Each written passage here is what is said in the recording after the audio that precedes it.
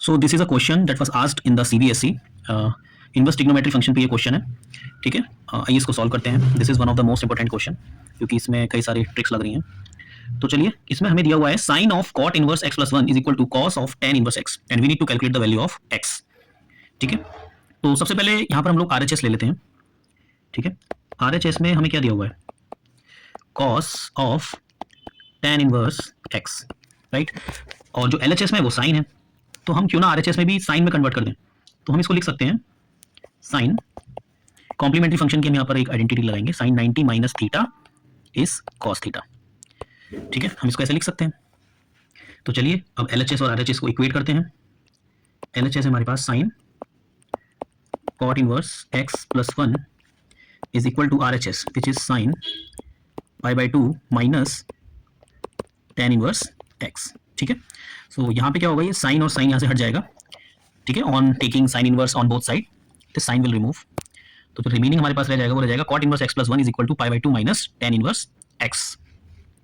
ठीक है जी, तो इसको लिखते हैं cot inverse x plus 1 is equal to, अब देखिए यहाँ पे जो ये pi by 2 minus tan inverse x है, इसको हम लोग लिख सकते हैं कॉट इनवर्स x. ये एक इनवर्स ट्रिग्नोमेट्रिक फंक्शन की आइडेंटिटी है.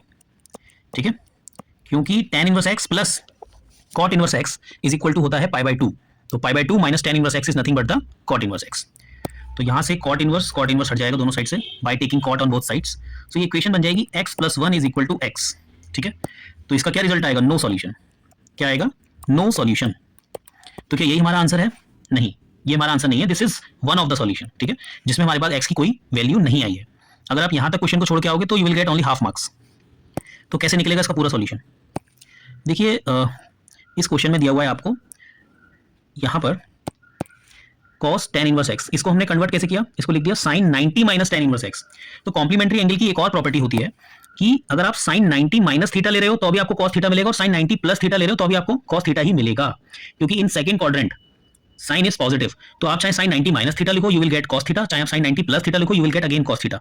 ठीक है, तो हमने एक कंडीशन ली थी माइनस वाली, ये जो मैंने आपको रेड बॉक्स बनाया है यहाँ पे, अब आप लेकर देखेंगे sin 90 plus theta, that will also give you the cos theta. तो ये नो सॉल्यूशन जो आया हमारा ये हो गया फर्स्ट केस. सेकंड केस में हम इसको सॉल्व करेंगे फॉर 90 प्लस थीटा के लिए. तो अगेन RHS लिखेंगे cos tan inverse x is equal to sine 90 plus tan inverse x. ठीक है, इसको थोड़ा सा जूम आउट करते हैं.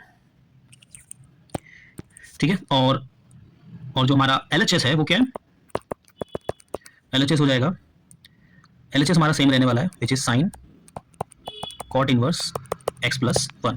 दोनों को इक्वेट जब आप करोगे तो अगेन ये साइन से साइन यहाँ पर कैंसिल हो जाएगा और जो बचेगा वो क्या होगा, cot inverse x plus 1 is equal to, अब अगेन ये pi by 2 plus tan inverse x है, तो मैं इसको लिख सकता हूँ ब्रेक करके पाई by 2 minus tan inverse minus x.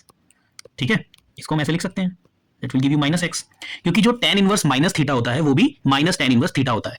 तो ये पाई बाई 2 को हम इस तरह से लिख सकते हैं, pi by 2 minus tan inverse minus x. अब इसकी वैल्यू हो जाएगी cot inverse x plus 1 is equal to cot inverse minus x. ठीक है जी, अगेन दोनों साइड कॉट इनवर्स है, ये यहाँ से रिमूव हो जाएगा. तो बची हुई इक्वेशन क्या हो जाएगी, x plus 1 is equal to minus x. x को साइड लेके जाइए, 1 को साइड लेके जाइए, हो जाएगा 2x equal to minus 1 which will give you x is equal to 1/2.